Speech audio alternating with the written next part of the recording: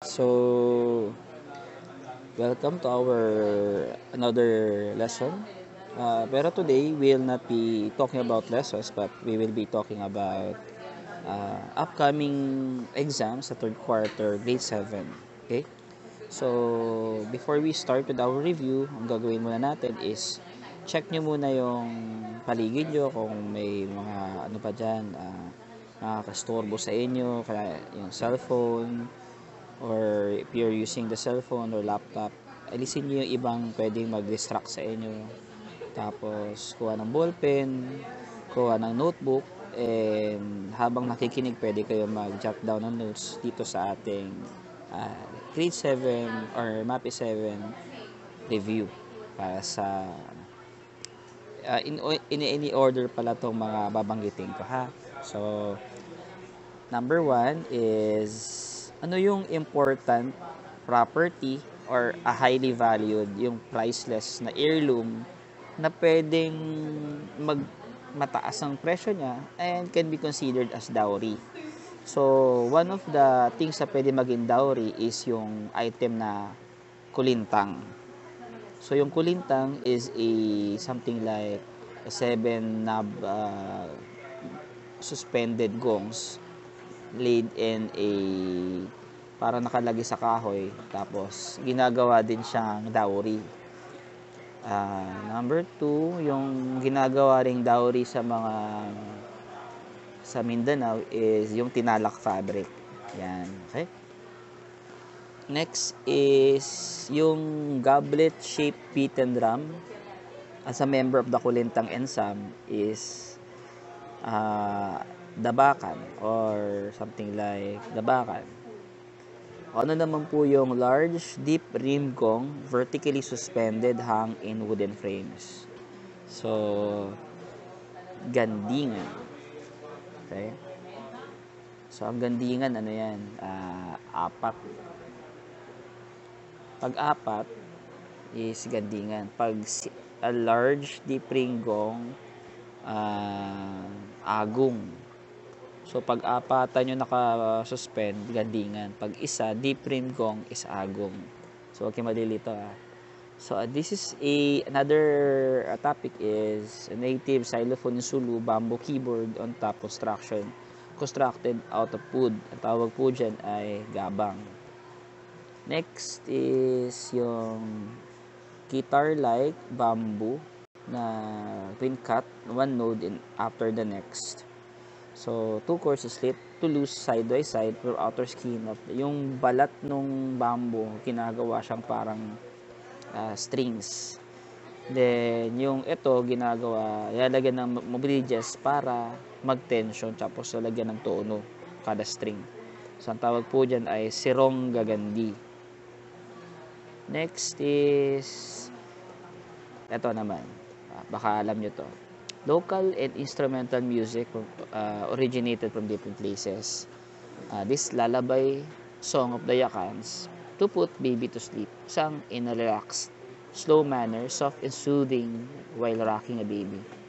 Yaya ang tawag po dyan. So, para hindi kayo malito, yakan, lullaby, yaya. Sino ba nagpapatulog sa mga bata? Usually, yung yaya niya, di ba? So, yakan, lullaby song is yaya. Another is these are chants and they are used in reading Quran and other books they use in Islam. Ang tawag po dyan ay lugo. The music of Mindanao is this is a long, thin-walled bamboo tube with the mouthpiece circled with a thin band made of rattan near the small hole. Ang tawag po dyan ay suling. Okay? So, punta naman tayo sa Arts and Craft of Mindanao. So, medyo nakakalito yung mga rito, nakakalito po yung mga terms dito. Pero, tandaan nyo lang to So, siya yung Dreamweaver ng Tibuli Tribe, awarded by Gawad Manlilikha ng Bayan or Gamaba in 1998. So, ano ba yung kanyang weave is tinalak na textile. Tapos sinawag siyang Dreamweave textile. Tapos yung Dreamweaver na ginawaran na award is Langdulay. Yan, okay. Okay, so next. This is a traditional tube skirt that is made of hand-woven, machine-made, multicolored cotton cloth, being a variety of geometrical floral design. This is an important part of Maranao life. Tawag po dyan ay malong. Next. So, for example, ikaw gusto mo mag-study ng Maranao culture and na-discover mo that there's some exists na legendary bird that have faith in receiving fortunes. Parang kumbaga yung pag meron ka nitong legendary bird na to, parang siyang pampaswerte sa bahay mo or something iconic or something like a classic classic furniture or a design or sculpture that can be placed on your house that could attract good fortune. So, ang tawag po dyan ay sarimanok. Let's go with another one. This is a large wooden boat used by pre-colonial Filipinos to transverse the seas for trade and migration. Transverse, ibig sabihin maglakbay sa iba't ibang lugar. Ang tawag po dyan ay balangay. Another is a traditionally made by Badjaus that sail consists of several colors and geometric shapes representing the colorful culture. But these boats cannot travel long distances. It is used for fishing or going not so many faraway places using boat. Ang tawag po sa mga boat na yan ay vinta. So yun, let's go another one. For example, me visited the Maranao group, found out that they have arts and crafts and metal casting and wood carving. What is a single-edged steel sword with a handle made of hand-carved ivory in the form of the head of a naga or serpent? Ang tawag po dyan ay kampilan. Okay? Next is, this is a necklace or bracelet of beads na gawa sa dried fruit to protect them from illness caused by evil spirits. Ito, medyo mahirap bigkasin to. So, pakinggan nyo mabuti. Maniktegias. Okay. Next. Medyo marami na batang babasahin natin. No? So, let's go. Siya yung process of dyeing the fabric where the yarns are tightly wrapped with the strings and dyed before weaving. Tawag po dyan ay ikat. In short, ang ikat process is a tie-dye technique wherein you tie and then you dye the fabric. Okay, ito naman. Sana ma-answeran nyo kagad to ha. So, this is a ancestral house of upper class Maranao. It is a dwelling place of Datu along with his wives and children. Answer is Torogan. Next is Jamie.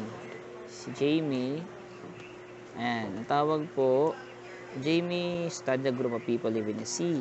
And sa paglalakbay niya, nakita siya ng mga taong nasa they live in boat houses or house on stilts.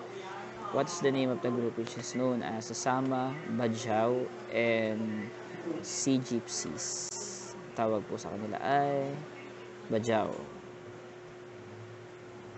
The earthenware vessel, secondary burial jar from Sarangani province, discovered in 1991, is called as Maitum jar. Ito naman po ay, next is the heavy brass belt worn by women during festivals. The Tiboli nobility wear it with bracelets, anklets furnished with ball earrings that make sound as the wearer walks. Tawag po dyan ay hilot.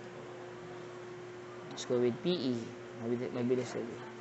So, this refers to the dance created for performed collectively by ordinary people is folk dance.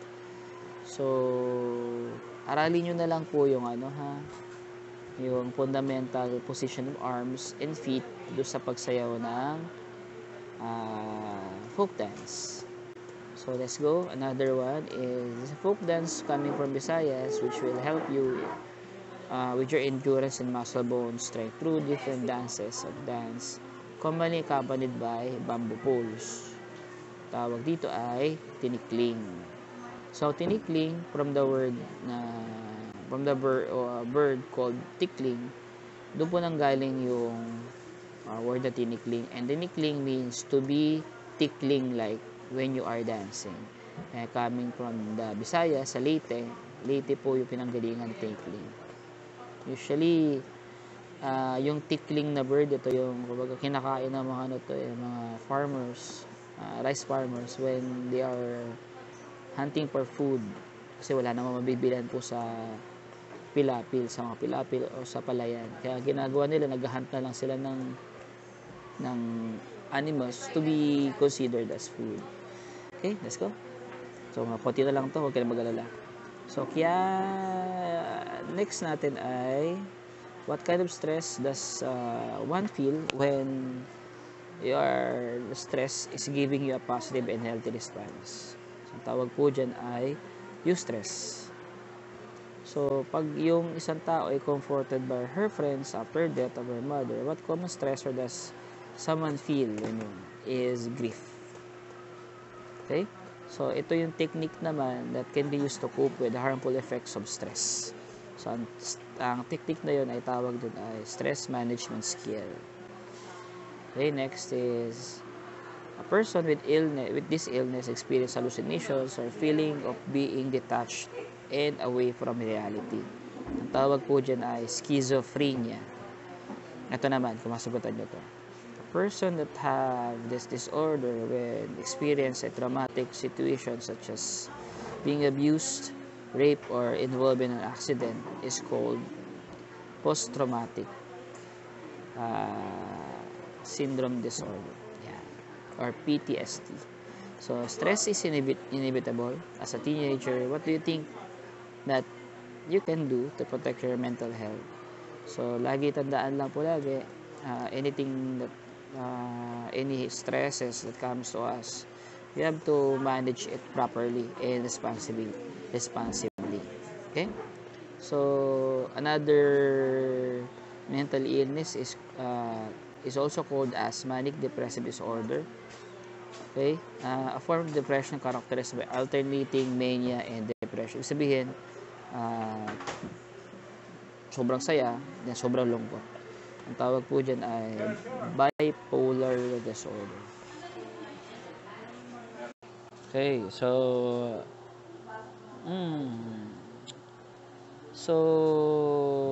what is the stress management skill wherein you look at the bright side where you see better or see opportunities to grow and make a living? And what is this coping type na technique para sa stress management? Tawag po sa kanya ay reframing. Okay, nasunod natin ay this is defined as the psychological or physical or an emotional response to a significant or unexpected change or disruption of one's life. Tawag po dyan ay stress.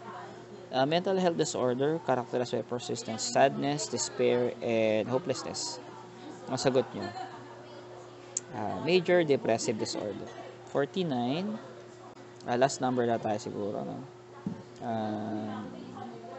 Refers to the end of physical being a person that is caused by illness, aging, or an accident. Ang tawag po dyan ay death. He observes that experience symptoms of major depressive disorder. So, anong gagawin nyo kapag meron kayong, example, merong kahit anong mental illness? Ano mas pinakamagandang gawin? So, you cannot take medication kasi dapat binibigyan ng doktor yan. You cannot just go to church kasi kailangan nyo ng tulong. Hindi nyo rin pwede siyang i-neglect kasi andyan lang din yung problema. So, you have to go to a responsible person or an expert on dealing with mental illnesses. You have to consult doctors which is highly experienced with that kind of disorder. So, yun. Hopefully, nakakuha kayo ng konting kaalaman do sa ating short review. So, comment na lang kayo or maglagay kayo ng mga reactions about this review. Okay? See you